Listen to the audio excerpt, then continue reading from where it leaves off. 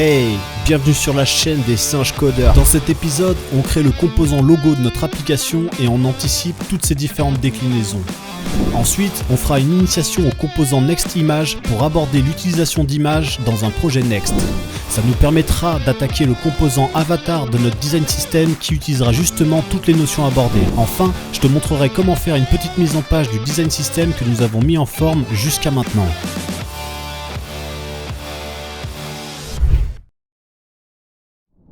Ok, allez c'est parti, on va attaquer donc la partie logo. Donc ici ça va être extrêmement rapide, c'est que des choses qu'on a déjà vues, donc ça va être plutôt chill. Avant de commencer, ce que je voudrais qu'on fasse, ce que je voudrais surtout te montrer, c'est que du coup j'ai repris un petit peu tous les composants qu'on avait pu faire jusqu'à maintenant, donc tous les éléments de design system qu'on avait designé. J'ai simplement donc créé en fait des éléments qui vont imbriquer chaque catégorie, donc que ce soit la typographie, les boutons ou les spiners qu'on a fait jusqu'à maintenant. Donc j'ai créé un nœud pour regrouper à chaque fois chacun des éléments dans lequel on va pouvoir justement avoir des informations de flex, etc. pour les mettre en place, hein. Ça c'est vraiment easy à faire. À ce niveau-là, j'ai créé aussi un nœud par catégorie et donc j'utilise à chaque fois un élément du coup design system de typographie avec une variante et un wave ici pour titrer les éléments et ensuite je les mets en forme ici dans un nœud. Donc j'ai fait ça pour tout le monde, autant pour les boutons ici que pour la typographie. Et donc l'idée vraiment ici en fait c'est de reprendre chacun des éléments qui existent dans notre projet pour pouvoir justement les afficher les uns après les autres pour avoir justement un meilleur rendu, un meilleur visuel en tout cas de ce qu'on a fait jusqu'à maintenant. C'est pas quelque chose qu'on va mettre dans le projet, donc t'es pas obligé de le faire. Moi je te conseille quand même de le faire quand tu fais du design system parce que déjà ça te permet de savoir si tu as des petites imperfections, des petites choses que tu pourrais corriger, parce que là c'est vrai que quand on fait des tests on fait un peu tout et n'importe quoi et on teste pas forcément tout. Voilà, ça te permet de le tester. Et en plus de ça, quand tu le montres, tu peux par exemple présenter cette page dans un coin de ton application. Et par exemple, un nouveau développeur qui arrive sur le projet, typiquement ça, tu peux le mettre dans une documentation. Tu vois, comme ça, la personne, elle a la possibilité de voir ça. Tu peux également utiliser Storybook. On va pas le traiter dans cette vidéo, mais c'est quelque chose qui pourrait être intéressant à voir aussi par la suite. C'est du coup la possibilité de documenter derrière justement un design system, avoir la possibilité de montrer tous les éléments qui existent, comment ils fonctionnent et surtout comment ils réagissent en fonction des propriétés. Donc cette page en fait a cette vocation là de montrer tout ça. Donc je l'ai imbriqué de cette manière. Donc on va juste démarrer les serveurs, npm run dev, on va voir déjà à quoi ça ressemble et puis ensuite je vais mettre un dernier nœud ici pour le mettre en page un petit peu dans le projet, dans la page, parce que voilà, ici on va être collé sur le bord de l'écran, on prend toute la taille disponible. Donc voilà, ici on a la typographie, on a tous les éléments de typographie qui sont disponibles dans notre design system. Donc comme ça en un clin d'œil, on peut voir un petit peu le travail qu'on a fourni. Donc finalement c'est un petit peu ce qu'on va retrouver au niveau de la maquette sur Figma ici, hein, d'accord, on reproduit ça. À ce niveau-là, on va avoir donc la typo. Ici, on va avoir les spiners. Et puis, du coup, on va pouvoir avancer sur ce qu'on va faire maintenant. Et puis, du coup, on a les boutons ici avec toutes les variations qui sont possibles. Par exemple, typiquement, on voit que le secondary ici, il a une petite erreur en fait. Tu vois, en faisant ça, je me rends compte qu'ici, il y a un petit problème. C'est que le secondary, en fait, il n'est pas censé afficher un loading blanc, mais plutôt un loading primary. Donc, il faudrait qu'on conditionne ça pour le corriger. Voilà, typiquement, ça te permet de faire ce genre de choses. Après on pourrait aller plus loin, je me suis rendu compte qu'ici par exemple on pourrait avoir un loading noir. Donc voilà, si c'est des choses qui t'intéressent, tu peux le mettre en place de ton côté. Moi je vais pas aller là-dedans parce qu'on va pas rallonger le temps de la formation, mais c'est des petites choses comme ça qu'on peut du coup apercevoir rapidement en faisant ce genre de mise en page. Donc ici je vais tout simplement mettre ça dans un nœud. Ici c'est des classes Tailwind, hein, rien de fou. On va juste utiliser un MaxWidth par exemple. MaxWidth, on va se mettre en 6XL ou 7XL. Donc on va se mettre un MaxWidth de 6XL.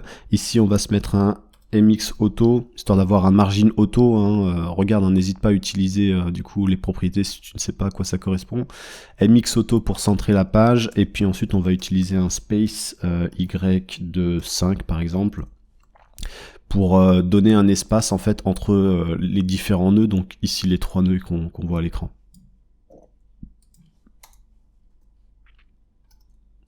Ok, je vais sauvegarder ça, on va aller sur le projet.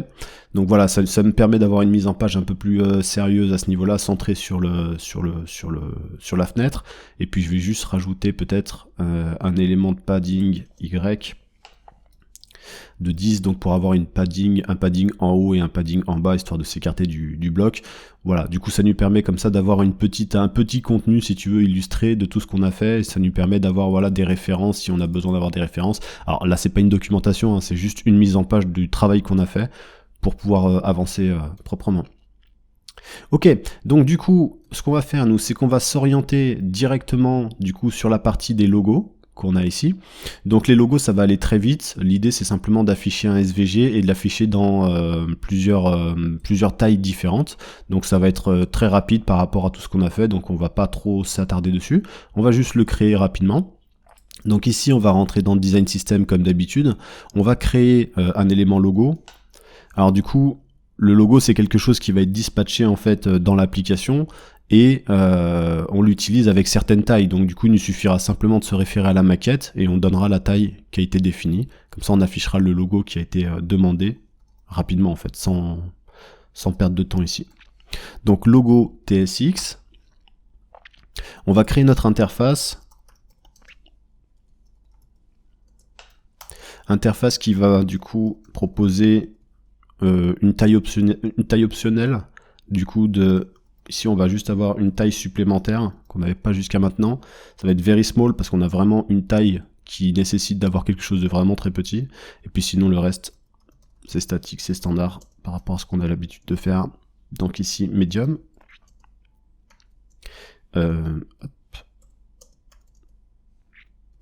Medium et puis ensuite on a large. Bon, c'est les seules propriétés qu'on va demander, en tout cas pour l'instant, à notre logo. On va pas demander autre chose. Ici, c'est un design system, on affiche juste un logo. Ce qu'on veut, c'est l'afficher en différentes tailles. Donc, on y va comme ça. Donc ici, on va retrouver notre size, qui par défaut, en fait, sera medium.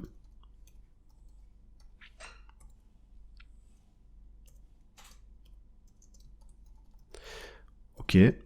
Ensuite, on va pouvoir faire notre fonction fléchée, exécuter un return pour avoir la base de l'application.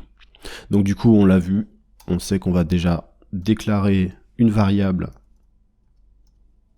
de size concernant le logo. Cette size, alors tout à l'heure, on a vu qu'on gérait la size avec donc un SVG et avec une chaîne de caractères. Lorsqu'on a fait le design system de Spinner. Ici, on va exactement faire la même chose, mais cette fois-ci, on va le faire en number. Ça nous montrera comment est-ce qu'on peut gérer plusieurs cas de figure. Du coup, on fait pas exactement la même chose. À ce niveau-là, on va avoir un switch case. Donc ici, on va évaluer plutôt la valeur size. On va avoir un cas very small. Je vais prendre d'ailleurs tout ça. On n'aura pas de cas par default, puisque le cas par default sera medium. Donc on va y aller comme ça. Ici, la size du logo sera égale à quelque chose. Donc on verra. Donc ici, je vais mettre 0 parce que finalement, c'est pas une chaîne de caractères, ce sera de type number. Mais on verra tout de suite, du coup, ce qu'on met. Ça, on le reproduit 4 fois, puisque du coup, on va avoir small, medium et large.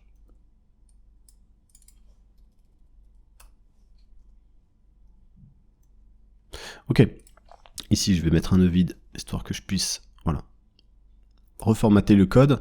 Donc la valeur par défaut, on a dit que ça sera celle-là. Et maintenant on va se concentrer du coup au niveau de notre return, à ce niveau-là. Donc on va déjà commencer à créer un premier nœud. Et donc ici, en fait, ce qu'on va faire, c'est qu'on va mettre un SVG comme on l'a fait avec le spinner. Donc, hop, on va retourner sur la maquette. Donc ici on va prendre un élément, ici c'est du SVG, donc en fait on peut prendre ce qu'on veut. Justement le redimensionnement va faire qu'on va pas perdre en qualité, on va pas pixeliser, c'est pas une image. Donc ici on peut prendre celui qu'on veut, de toute façon on lui assignera une taille. On le voit ici en fait, tu vois, on a une largeur de 140 pixels à chaque fois par rapport au logo. Donc on va avoir une valeur de 34, une valeur de 61, une valeur de 88 et une valeur de 140. Donc c'est ce qu'on va faire dès maintenant, c'est-à-dire qu'on va assigner les valeurs qu'on a définies.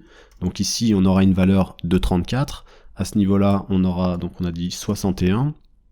Hop. Ici, on aura une valeur de 88 et une valeur ici 240. Voilà, il nous suffira simplement d'assigner en fait notre size logo à notre SVG en fonction de la propriété qui est passée en argument. Donc ici vraiment à la cool quoi. Donc on va prendre un élément ici, on va se mettre dans design et du coup je vais exporter à ce niveau-là. Donc je peux avoir un preview, des fois tu sélectionnes pas le bon truc, c'est intéressant d'avoir le preview quand tu travailles sur ce genre de choses. Ici on va l'exporter, par contre on va l'exporter en SVG, c'est important. Faut savoir qu'ici tu as la possibilité de faire plusieurs vues quand tu es dans du PNG, des choses comme ça. Tu peux demander des vues différentes avec plus petites, etc. Donc c'est des choses qui sont cool à faire. Nous on va juste exporter ça comme ça. Alors, où est-ce qu'on va le mettre? Je vais le mettre dans mon projet. Au niveau front-end, on va directement aller le rentrer dans public. Au niveau des assets, on va le rentrer dans SVG. Et puis on va l'appeler logo. Ok. Donc en gros, je me retrouve avec mon projet ici, qui comporte un élément SVG à ce niveau-là. Donc, si je retourne dans public, assets, SVG, logo, j'ai effectivement mon SVG. Donc moi je vais juste faire CTRL A ici, je vais prendre l'ensemble de l'élément, je vais pas l'importer en fait, je vais le mettre en dur en fait dans mon document ici, je vais le coller. Donc je vais sauvegarder, ça me donne un SVG, voilà, il va me le reformater, ça me donne un SVG comme ça. Bon, l'essentiel après, si t'es pas très à l'aise avec les SVG, comment ça s'écrit, etc., ça sert à rien de s'en occuper, puisque finalement ici, tu peux mettre le logo que tu veux, hein. Tu mets le logo de ton choix du moment que tu mets un SVG. Tu peux aussi mettre une image, mais moi je te conseille pour les logos de mettre du SVG, parce que justement on fait varier sa taille en fonction de l'écran et tout au niveau responsive. Donc forcément l'idée c'est de pas perdre en qualité. Bon, ici il n'y a rien de faramineux en fait. La seule chose qui nous importe nous ici, ça va être de contrôler par exemple des notions de taille. Donc ici par exemple typiquement on a un width et un height. Donc on est capable, enfin nous ce qu'on va faire c'est qu'on va juste piloter le width, parce que du coup le height va être relatif au width.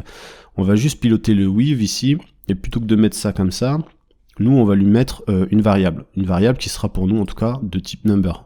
Idéalement ça sera plutôt comme ça. Du coup, en fait avec cette valeur là, on arrive à faire varier notre logo en différentes tailles. On va tester ça du coup sans plus attendre. Du coup ce qui pourrait être cool à faire, on va se mettre ici. Donc là on a le nœud en fait qui correspondait au spinner. On va refaire en fait exactement la même logique ici. Mais je vais simplement du coup indiquer les logos. Donc ici je vais changer ça. Là aussi tiens, hop. Donc ça c'est la mise en page hein, qui me permet de faire un truc un peu plus propre. J'ai fait CTRL Z au lieu de CTRL S, c'est dommage ça. On recommence. Voilà, je voulais une mise en page. À partir de là, on est bien. Donc ce qu'on va faire ici, c'est qu'on va... attends, qu'est-ce que... Ouais. Les spinners, du coup, on va les enlever. On va aller chercher logo. Donc on n'a rien à renseigner. Si on renseigne rien, disons qu'il va avoir une taille par défaut, c'est ce qu'on a dit. Ici, il sera en medium. Donc nous, on va juste renseigner une size en very small, small et large. Donc ici, on va lui demander une size qui sera par exemple very small pour celui-là.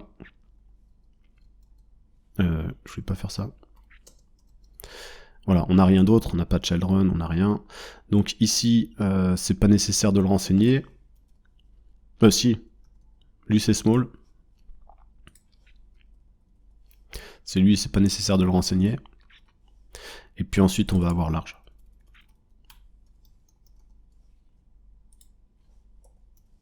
Voilà, donc du coup on a mis en page notre logo, on va aller voir du coup ce que ça donne.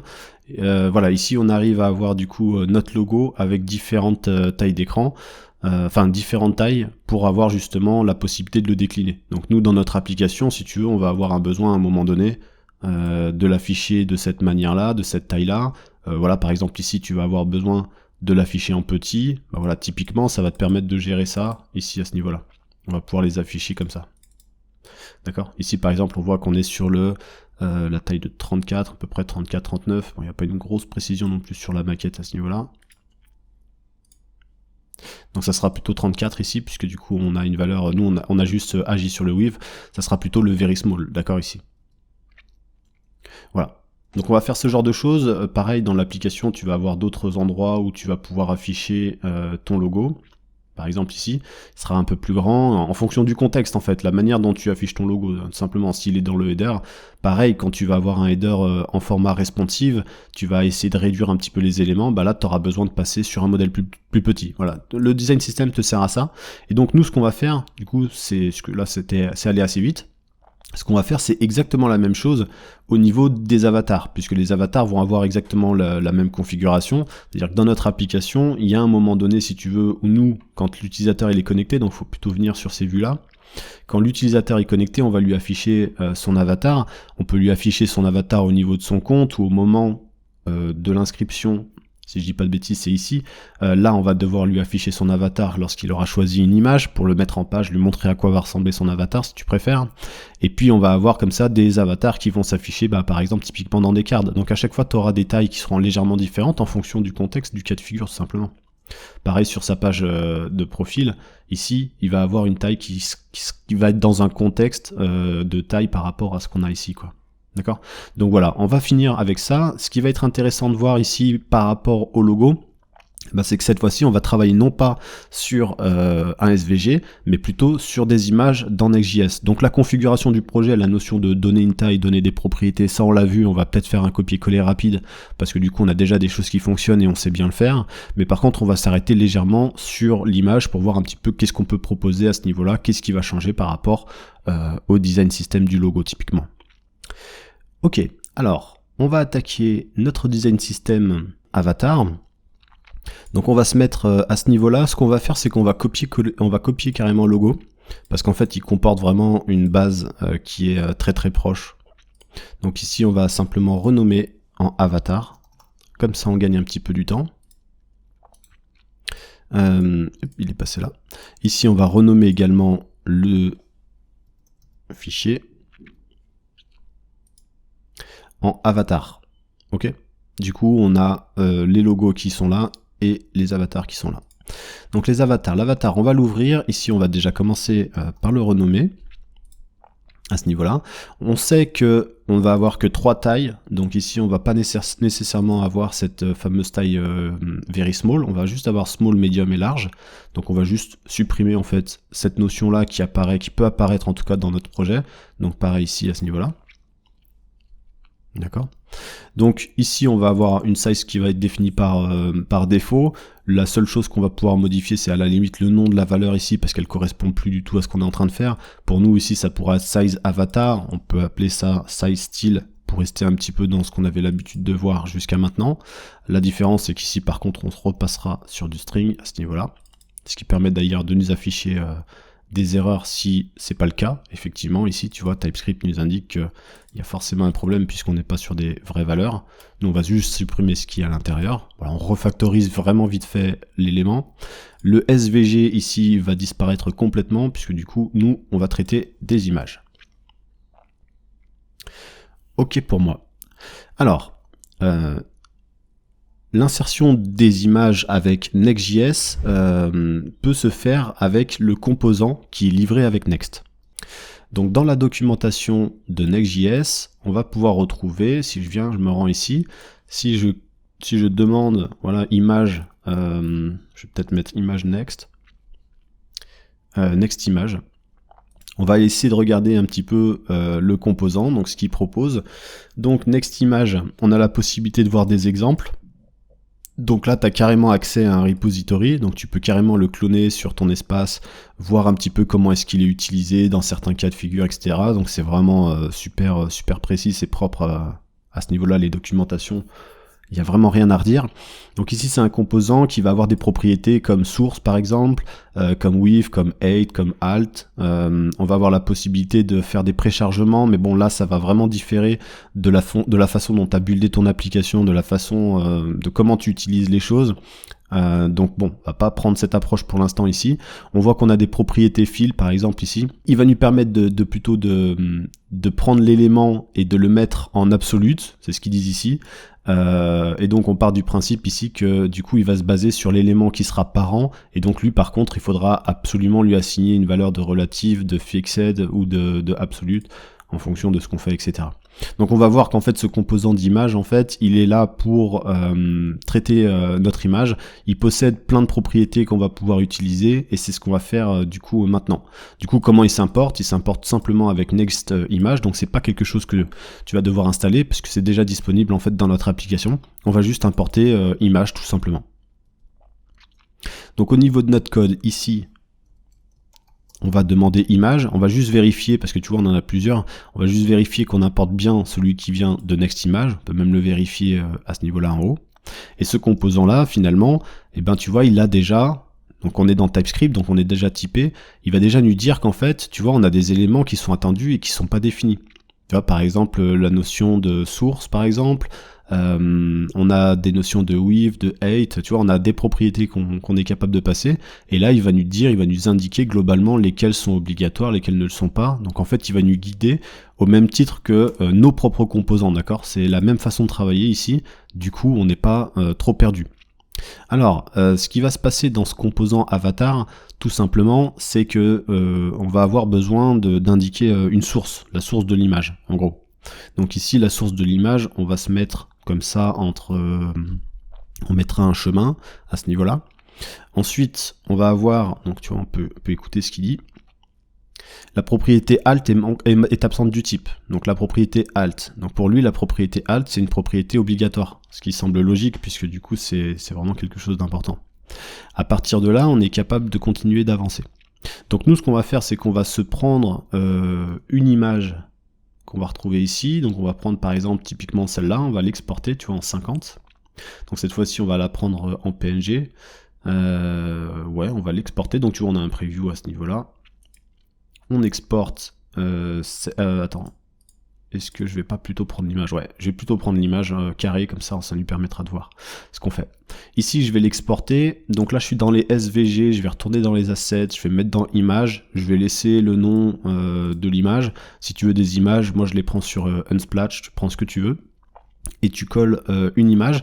Donc là, l'intérêt pour moi, c'est de mettre une image qui fait pile poil la dimension. Et juste après, justement, je vais te montrer comment est-ce qu'on utilise la même chose, mais avec une image de grande taille, pour être sûr que notre composant de design system soit capable de réagir, de recentrer correctement notre avatar en fonction de différentes images, d'accord? C'est pas le tout de travailler sur des images souvent qui proviennent de l'origine, parce que si tu travailles sur ça, c'est normal que tu aies le même rendu, d'accord? Il faut vraiment t'assurer que tu as le même rendu, ou un rendu en tout cas qui correspond à ce que tu recherches, une fois que tu as changé d'image. Donc nous, c'est ce qu'on va faire. On a simplement notre image qui est là. Je vais retourner dans mon code. Alors, ici, pour aller chercher une image, le chemin, en fait, correspond au chemin public. Donc, si tu fais ça, tu es dans public. À partir de là, tu peux aller chercher Asset, puisque c'est notre chemin habituel. Et ensuite, tu vas chercher dans Image, puisque c'est là qu'on l'a mis. Je vais juste aller chercher le nom de l'image, parce que celui-là, par contre, je vais pas pouvoir le reprendre sans le coller. Voilà, on a notre source ici, on va définir le titre.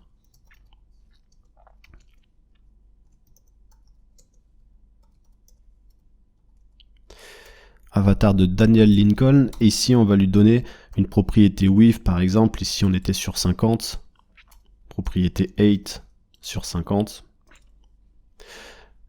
et on va sauvegarder. On va regarder ce qui se passe, est-ce qu'on a des problèmes, est-ce qu'on n'a pas de problème. Alors oui, avant on va peut-être commencer aussi à l'introduire. Alors les logos c'est terminé, on peut quitter. Ici on va ouvrir plutôt un espace avatar. Je vais le mettre peut-être juste avant, je vais reprendre à la limite le contenu de logo ici. On va se mettre ça comme ça, on aura les avatars. Donc là, l'avatar, on va l'appeler. Alors, on a une size d'un Le nom avatar est introuvable, d'accord, c'est juste que j'ai pas exporté, j'ai pas importé correctement. Donc là, je vais juste cliquer là, à ce niveau-là, il n'était pas importé. Voilà, CTRL S, parce que là j'ai pas de problème, hein. Ça m'étonnait parce que je demande rien en fait. Hein. Donc on va juste traiter comme ça par défaut, de toute façon, on a dit, on a un size medium, mais de toute façon cette size, on la répercute pas ici, donc nous on est juste en fait en train d'afficher ça, c'est tout bête. Hein. Ok, donc ici je vois que j'ai un avatar à ce niveau-là, et qui vient d'être affiché comme ça. Donc ici, rien de fou. On va voir qu'on a la possibilité, typiquement, de donner des classes à notre composant. Notre composant image, si tu as envie d'en savoir plus, tu peux venir ici. Il a des propriétés, il accepte des propriétés. En tout cas, il accepte de toute façon une propriété class name. C'est très rare hein, quand un composant n'accepte pas une propriété class name. Puisque du coup, c'est vraiment la classe de secours qui te permet de faire des petits trucs en plus. Donc ici, notre composant image, on va lui ajouter un class name, et typiquement ici, on va simplement lui ajouter une classe roundedFull. L'idée, en fait, c'est simplement de prendre notre image et de la mettre sous cette forme-là. D'accord? Donc, on a la possibilité, si tu veux, de travailler comme ça. Moi, ce que j'aime faire au niveau de l'affichage des images, mais surtout au niveau des avatars, c'est d'abord en fait, au lieu d'afficher cette image, c'est d'abord de créer la forme avec un background et ensuite mettre cette image à l'intérieur. Pourquoi je fais ça? Parce que les images, ils vont avoir un temps de chargement, donc suivant comment tu as géré ton projet, comment tu l'as configuré, etc., potentiellement tu peux avoir, tu vois, des mises en page qui sautent, par exemple, typiquement, si tu affiches juste ton image comme ça, tu vois, le composant qu'il y a ici, il prend la hauteur de ce que tu lui donnes. Donc si l'image, elle s'affiche pas à la première seconde où l'application se charge, bah ici tu vas avoir un tout petit élément de conteneur, et dès que l'image va arriver, boum, tu vas avoir un élément qui va s'agrandir. Donc forcément, si tu as des éléments qui sont en bas, donc là c'est pas le cas parce qu'il y a le logo, mais admettons qu'il y soit pas, ni ça, et bah du coup en fait tu as tout cet élément là du bas qui va passer de haut en bas comme ça, qui va prendre 15, 20, 30 pixels d'un coup, et qui va bouger. Et ça c'est le genre de chose qui est pas très esthétique, etc. Donc l'idée en fait c'est de faire la même chose qu'on a fait ici, c'est-à-dire d'avoir vraiment un élément qui de lui-même est paramétré et qui est défini en hauteur et en largeur, etc., qui est fixe. Et à partir d'ici, boum, on met l'image à l'intérieur. Donc lorsque l'image sera prête, elle va venir s'afficher à l'intérieur, mais on aura déjà quelque chose à afficher à l'utilisateur pour éviter en fait de casser la vue. Ça c'est une bonne pratique en termes de design, en termes du UX en fait, plutôt. Donc on va faire ça. À ce niveau-là, au niveau du code, on a déjà notre image qui fonctionne plutôt bien. Nous, ce qu'on va faire, c'est qu'on va se mettre une classe ici. On va se faire un class name à ce niveau-là. Ici, on va se mettre, comme d'habitude, hop, en JSX, on va invoquer CLSX, donc on l'importe. On ouvre nos parenthèses, et ici on va avoir, on le sait de toute façon, une notion de size style. Finalement, la valeur ici de taille va être demandée de toute façon dans celui-là. D'ailleurs, ce qu'on peut faire en fait dès maintenant, hein, c'est commenter ça parce qu'on va pas s'en soucier, on va s'occuper uniquement de la div. À ce niveau-là, cette div, on va lui donner un background. Ça, on peut faire ce qu'on veut, hein, c'est vraiment... ici, c'est générique. Alors, par contre, si je travaille comme ça, je peux pas. Il faut que je me mette comme ça. Hein. Ici, background gray. Donc là, il est allé chercher par défaut. Nous, on va prendre un truc un peu plus light. On va prendre un background 400.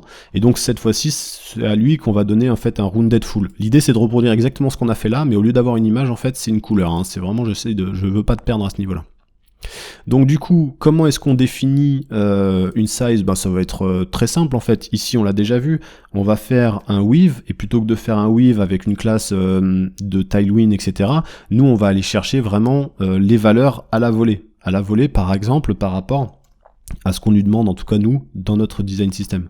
Donc ici, on va plutôt prendre pour un small, on va plutôt lui prendre une taille de 24, et puis ça sera 34 pour le medium, et je crois que c'était 50, il me semble, tout à l'heure, on a dit.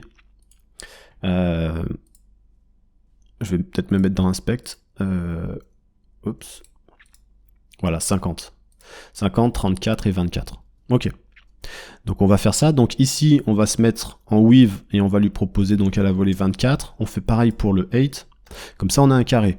D'accord? On a un carré de 24 par 24. Ensuite, on a dit 34 par 34. Donc on va simplement mettre 34. Et ici, on va partir sur 50. Donc on vient là corriger cette valeur-là. Du coup, en fonction de la propriété, c'est cette valeur qui va être transmise dans sizeStyle. Ok ? Du coup, on a quelque chose qui fonctionne. On peut déjà commencer à sauvegarder. À ce niveau-là, au niveau des avatars, ce qu'on peut faire dans le design system, c'est en proposer 3. Donc on en a un qui est là. 1, 2, 3. On va avoir comme d'habitude le size small et le size qui sera égal à medium. Alors si tu veux te faire une mise en page, n'hésite pas à regarder un petit peu mon code. Si tu vois, il y a des notions qui t'intéressent pour pouvoir faire des bordures proprement, des espaces, etc. N'hésite pas à checker un petit peu le code pour voir comment sont fabriquées les choses. Je vais commencer peut-être à refermer moi parce que ça commence à me déranger. Ici j'ai les logos qui sont terminés. Nous on travaille sur les avatars, permet d'être plus propre. On va aller voir au niveau du code. Donc voilà, au niveau du code, on a ça. J'ai juste l'impression qu'il y a un petit problème de taille. Oui, tout à fait. En fait, c'est pas médium ici, c'est large. Je me suis gouré. Donc ici, ça nous permet d'avoir la même chose en fait que les spinners. Ici, on a 3 tailles qui sont différentes. Donc cette fois-ci, comme je l'ai dit, on a supprimé la notion de l'image. Pour l'instant, on a juste travaillé sur le corps de notre composant. Donc on l'a vu au niveau de Next.js, ici on a une valeur fill qui nous permet en fait de mettre notre image entre guillemets en, comment dire, je vais reprendre la traduction exacte en fait, un booléen qui fait que l'image remplit l'élément parent au lieu de définir with et height en fait. Donc ici tu n'as plus besoin de définir le with et height sur ton image quand tu le définis en fill, d'accord? Donc c'est un booléen, donc tu lui passes simplement la propriété fill et tu sais déjà qu'il va remplir son élément qui est parent. Donc du coup pour nous c'est la diff qu'on a mis juste avant. L'élément parent doit forcément affecter une position relative ou fixed parce que sinon lui il va pas pouvoir se baser sur l'élément parent, enfin il va aller chercher l'élément parent le plus haut qui est basé avec une position et donc ça va être le body pour nous s'il n'est pas encapsulé dans autre chose. Par défaut de toute façon il te dit que l'élément image se verra automatiquement attribuer la position absolue. Donc si tu lui définis rien, tu le mets juste sur fill, tu lui passes juste la propre fill, lui il devient directement absolu. Donc ça c'est marrant à voir parce que du coup regarde le comportement qui va se passer si je fais ça. Ici je prends mon image, je vais simplement enlever ma classe ici, je vais simplement comme on l'a dit supprimer la notion de with et height comme on me l'a demandé et je vais tout simplement indiquer fill. D'ailleurs tu vois que si je me gourde en fill, il me dit. Ok, donc tu vois que même mec comme nous, est-ce qu'il ne s'agit pas plutôt de fill? Du coup, parce que le composant image, c'est un composant comme ce qu'on fait nous ici, pour eux, qui a été travaillé de manière à ce que justement nous on puisse l'utiliser. Donc tu vois, ils ont exactement la même logique que nous dans l'application, donc tu vois que nous on essaye de faire des choses proprement quoi. Donc ici je vais sauvegarder, je vais simplement mettre donc la notion de fill, et on va voir comment ça se passe au niveau du projet. L'image, elle a été basculée sur le haut et elle a pris l'entièreté du premier écran, si tu préfères. Parce que justement, on n'a pas assigné aux parents, l'élément parent ici nous dit qu'il faut qu'il possède au moins une de ces 3 positions pour que cette position-là puisse se greffer sur notre élément. Donc nous, l'élément parent, c'est le petit rond ici gris. Donc en fait, on n'a rien à faire, on a simplement besoin de lui indiquer à ce niveau-là qu'on est sur une position en fait qui va être relative. Relatif qui fait que du coup, cet élément-là va comprendre que c'est cet élément qui est parent. On va juste faire ça et regarder ce qui se passe. Effectivement, on a bien pris l'élément et on est bien dans le bon contexte. La seule différence, enfin la seule chose qu'on pourrait faire ici, c'est réactiver notre classe rounded full, puisqu'en fait, ici on a appliqué un rounded sur la classe qu'il y a là, mais pas sur l'image. Donc ici on peut faire exactement la même chose pour avoir exactement le même résultat. Ce qui fait que si, tu vois, par exemple, je masque cette image, admettons qu'elle soit pas chargée, qu'elle ait un délai de chargement, bah on a la même chose. Et dès lors qu'elle va être chargée, si tu préfères, au moment du chargement, elle va prendre son espace, mais rien ne va sauter, tout va être impeccable. Ok ? Donc ce qu'on va faire maintenant, c'est qu'on va essayer d'aller voir comment l'information se comporte avec une image qui pourrait être différente. Et puis ensuite, on va rapatrier ces informations-là plutôt du côté de la déclaration du composant avatar. Donc avatar, en fait, on va lui demander pourquoi pas une size, mais on va également lui demander le alt et l'image. Parce qu'en fait, nous, au niveau de notre code, c'est lui, en fait, c'est ce composant, c'est le composant qui se sert de avatar, qui a l'information du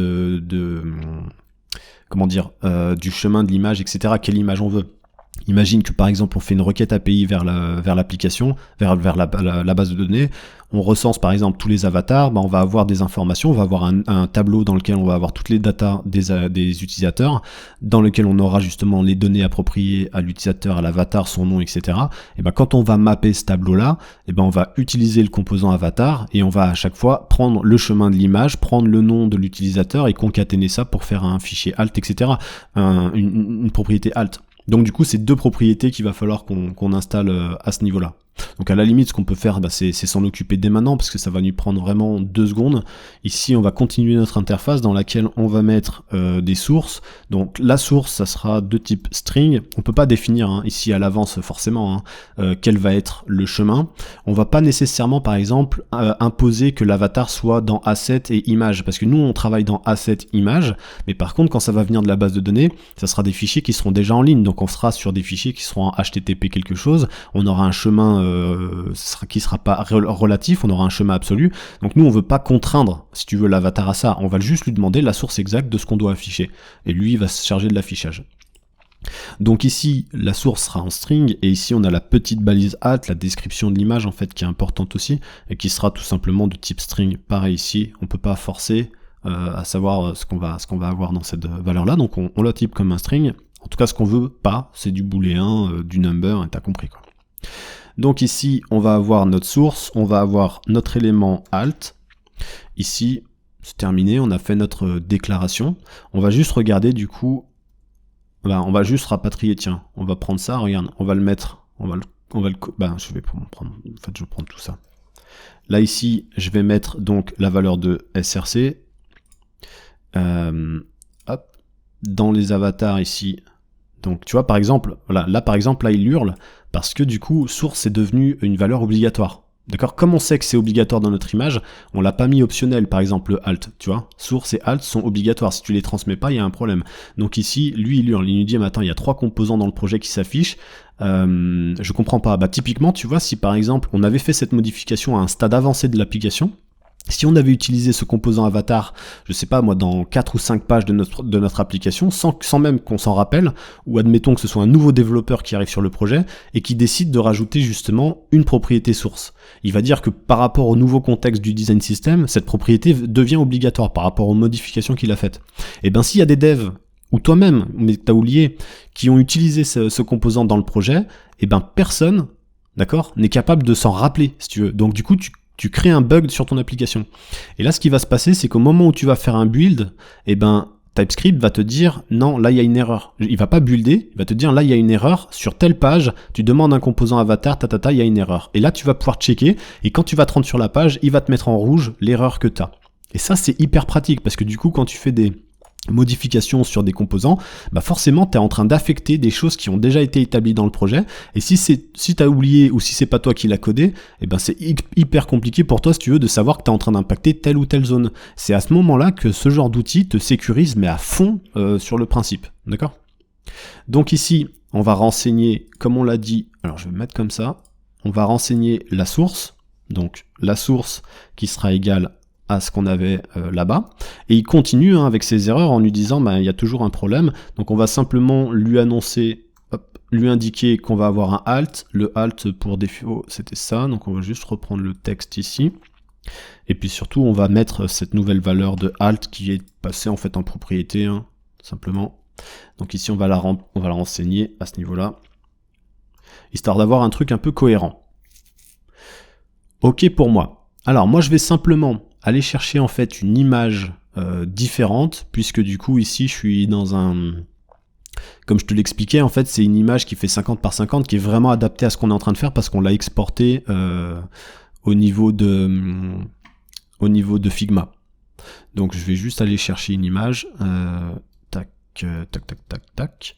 Donc ici je vais prendre n'importe quelle image. Est-ce que j'ai un truc là? Tiens, j'ai un truc ici. Je vais copier ça.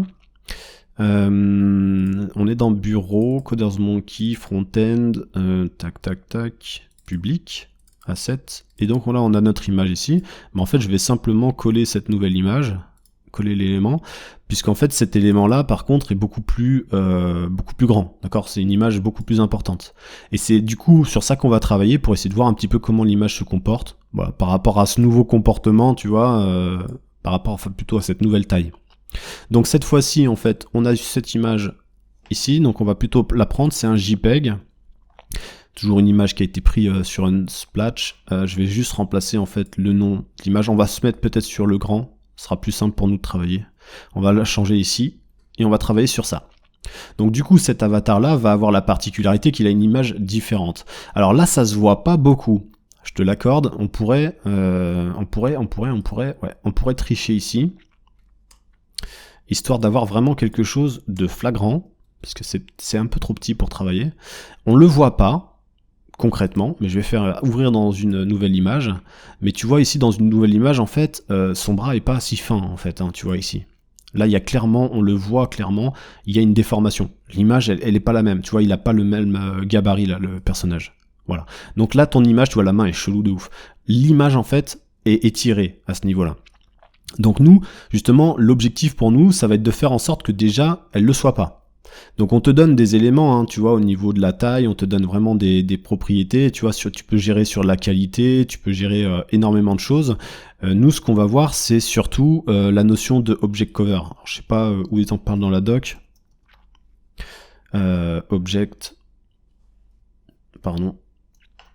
Object fit, object cover, tiens, ils en parlent ici. Donc c'est sur la notion de remplir. C'est parce qu'en fait, je suis en train de me mélanger parce que tu vois, je suis en train de traduire le truc. Donc en fait, on reste sur fill justement. C'était là où on devait justement continuer. Donc au niveau du remplissage, en fait, une fois que tu as défini une valeur absolue, etc., le comportement d'ajustement des images par défaut va étirer l'image pour l'adapter au conteneur. Et c'est exactement ce qu'on vient de voir. Hein. Vous préférez peut-être définir object fit contain, donc en termes de classe, hein, une image qui est en boîte aux lettres pour s'adapter au conteneur et conserver le rapport d'aspect. Ça, c'est hyper important. Du coup, alternativement, tu peux utiliser object fit cover et puis la notion de position. Donc en fait, on te montre en fait quelles sont les classes CSS qui sont intéressantes à utiliser. Nous, enfin, moi je les connais, mais si tu les connais pas, grosso modo, c'est ça. C'est, tu vois, tu as les positions qui sont statiques, relatives, absolutes pour faire ce qu'on a fait justement avant. Puis après, tu as la possibilité d'ajuster, en fait, tu vois comme on l'a fait ici, avec fill, contain, cover, etc., pour avoir vraiment des choses qui sont différentes dans ton container. Est-ce que tu étires pour prendre toute la place disponible? Est-ce que tu te mets dans son contenu et tant pis s'il y a des choses qui rentrent pas? Est-ce que tu te mets en cover ou dans ce cas-là, tu couvres tout? Et si tu couvres tout, bah typiquement, comment tu positionnes ton image derrière? Est-ce que tu te positionnes en centré comme ça, ou est-ce que tu veux te mettre plutôt sur le haut de l'image, sur le bas, tu vois, etc.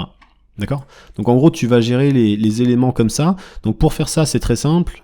Tu vas te rendre au niveau de ton composant ici. On a un class name déjà qui est défini. Donc nous, on va tout simplement continuer ce qu'on a fait jusqu'à maintenant. Et on va lui donner une propriété. Et là, c'est Tailwind hein, qui va nous assister. On va demander donc une propriété de object cover. Donc encore une fois, si tu ne sais pas à quoi ça correspond, bah, tu survoles. Et là, tu as la classe CSS de base. Donc on est sur un object fit cover. C'est ce qu'on vient de voir hein, sur la documentation CSS à l'instant.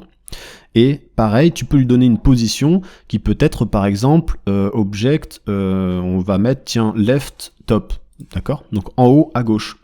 Et on va regarder ce qui se passe. Donc en haut à gauche, tu vois, l'image pour rappel, elle est comme ça. On va cibler plutôt cette zone de l'image. Donc ici, on va cibler plutôt, tu vois, cette partie-là. Si par exemple, je décide de mettre, et c'est ce qu'on va faire nous définitivement en center, object cover, object center, et ben du coup, tu as une image qui va être centrée par rapport à son point d'origine. Donc notre personnage est légèrement décentré, donc c'est la raison pour laquelle c'est pas ouf ici. Mais voilà, on a le comportement attendu sur une image qui est beaucoup plus grande. Donc si je reprends typiquement ici, j'ai un petit doute. C'était 50, hein? C'était 50. Donc si on se remet ici à 50 pixels, la taille par défaut, bah on a un avatar qui va être centré, qui sera pas étiré. Alors forcément, c'était quelque chose qu'on allait avoir du mal à voir parce que l'image, elle est elle fait en sorte qu'on aurait eu du mal à voir que le bras était difforme parce que vraiment l'image est petite. Mais on sait que ça fonctionne parfaitement. Et du coup, on l'a géré grâce aux composants d'image. Ok, pour notre composant de design system, on a terminé avec l'avatar. On va quand même regarder un petit peu ce qui se passe si on déploie du coup ce projet-là en fait en ligne. Donc on va fermer la console. Hop. On va faire un petit clear. Et ici, donc on va exécuter pour rappel en fait la commande donc qui nous permet de build notre application, une commande qui en plus de ça donc non seulement build, mais en plus de ça l'exporte sur un fichier out et la déploie sur Firebase puisqu'on a déjà configuré en fait tout ça. Donc on va juste exécuter npm run, npm run build ici. Et on va voir si on a des problèmes.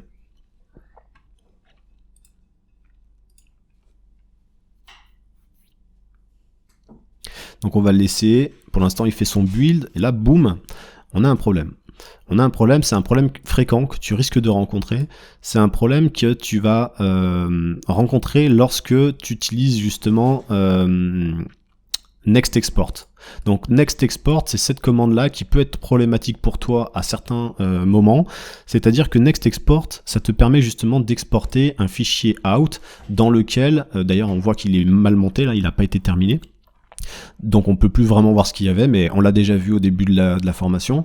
Ici, il va comporter en fait tous les fichiers statiques de l'application. Et la problématique qu'on va avoir ici, c'est que l'optimisation d'image en fait n'est pas disponible, elle n'est pas compatible avec cette commande de Next Export. Donc si tu fais un rendu côté client avec ton application, donc tu rends des fichiers statiques, etc. Si tu utilises plutôt le dossier out plutôt que le dossier next, etc., tu vas avoir des problèmes à ce niveau-là. Donc pour contourner ce problème, soit tu fais appel à des librairies qui existent pour faire des optimisations de tes images. Nous, dans notre cas, on va pas se compliquer la tâche avec ça parce que c'est vraiment pas l'objectif, en tout cas de notre formation pour l'instant. On va simplement indiquer en fait ici un objet, image, d'accord, ici, dans lequel on va indiquer unoptimized, tiens, je l'ai là, unoptimized, et on va mettre true. De cette manière, si tu préfères, en fait, on va demander dans la configuration de Next.js ici, on va demander à ce que les images ne soient pas optimisées, puisqu'en fait, notre problème est dû au fait que l'optimisation des images, ici, est incompatible avec Next Export, ok? Et c'est pas ce qu'on recherche. Nous, pour l'instant, on va pas l'optimiser, c'est pas le sujet. On rentrera dedans, mais en fin de formation, parce que ça sera l'optimisation du projet. Ici, on n'est vraiment pas là-dessus, quoi. Donc je vais simplement réindiquer npm run build, comme ça te permet de pas avoir l'erreur chez toi en interne, puisqu'à partir de maintenant qu'on a fait ça, tu risques de plus pouvoir mettre ton projet sur un serveur, et ça risque d'être gênant pour toi. Donc on le voit, l'exportation a terminé, on voit que le rendu est fait correctement, et en plus qu'il est en train de déployer ça sur un serveur. On va juste se rendre sur notre URL ici, donc CTRL, clic, et on va aller voir ce qui se passe au niveau des images. On a bien les images, t'as vu, on a eu un petit highlight en plus. Avant de partir, pense à t'abonner et laisse-moi un like pour me soutenir. Si tu rencontres des difficultés, rejoins le Slack et pose-nous tes questions. Le lien est en commentaire, je te remercie d'avoir suivi cette vidéo et je te dis à bientôt au prochain épisode. Ciao!